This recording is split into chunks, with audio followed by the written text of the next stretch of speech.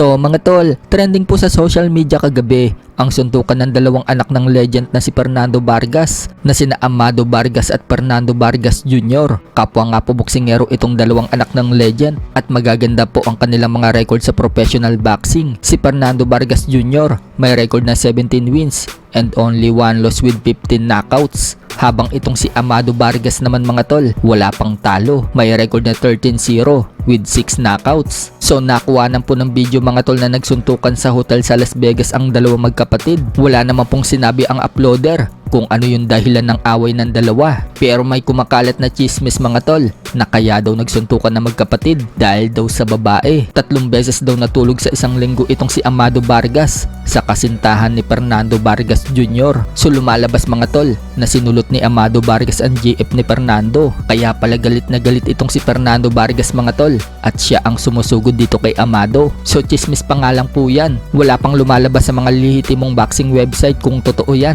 Sa kabilang banda naman mga tol, napalaban po kahapon ng Pinoy na si Josapat Navarro sa California, USA. Kalaban itong Amerikano na si Adrian Alvarado. Nauwi po sa split draw ang laban nila. Pero marami pong mga Pinoy fans ang nagsasabi na naluto daw ang Pinoy. Panalo na daw kasi dapat ang Pinoy. Duguan na kasi itong kalaban at madalas pa makatama ng counter ang Pinoy. So wala na po magagawa ang mga Pinoy fans dahil yan po ang hatol ng mga hurado. So dahil tumabla yung laban, hindi po nakuha ng Pinoy ang nakatayang WBF International Super Bantamweight belt. Sa ibang banda naman mga tol, alam na nga po ng karamihan na umatras po itong si Unified WBO at WBA Minimum World Champion at the ring champion Puerto Rican Oscar Culaso sa pambato natin na si Filipino IBF Minimum World Champion Pedro Taduran.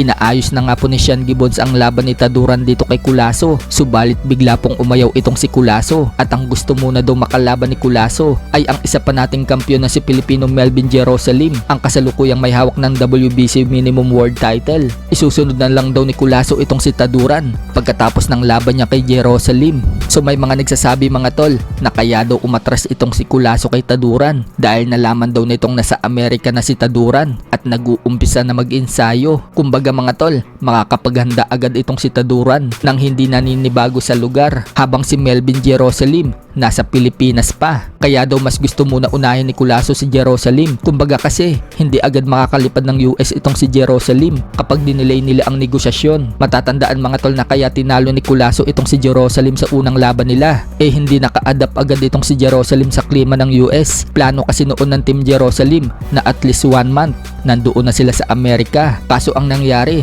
10 days bago ang laban lang nakarating si Jerusalem sa Amerika. Nahirapan si Jerusalem sa jet lag. Nahirapan din makatulog si Jerusalem. Halos 3 hanggang 4 na oras lang daw ang tulog niya. Kaya pagdating sa laban mga tol, nanghina itong si Jerusalem. Kaya ngayon, napapagtanto daw ni Culaso na delikado siya kay Taduran dahil nasa Amerika na ito agad. Lalo pat yung estilo ni Taduran, agresibo at maraming bumato ng suntok. Inuutakan nga din daw ni Culaso ang dalawa nating Filipino champion. Noong nakaraang taon pa daw nag-iensayo itong si Culaso habang yung dalawa nating Filipino champion dumaan daw yung Pasko, kaya medyo napahinga daw sa boxing. Kaya kung makikita mga tol yung katawan ni Culaso, handang-handa na lumaban.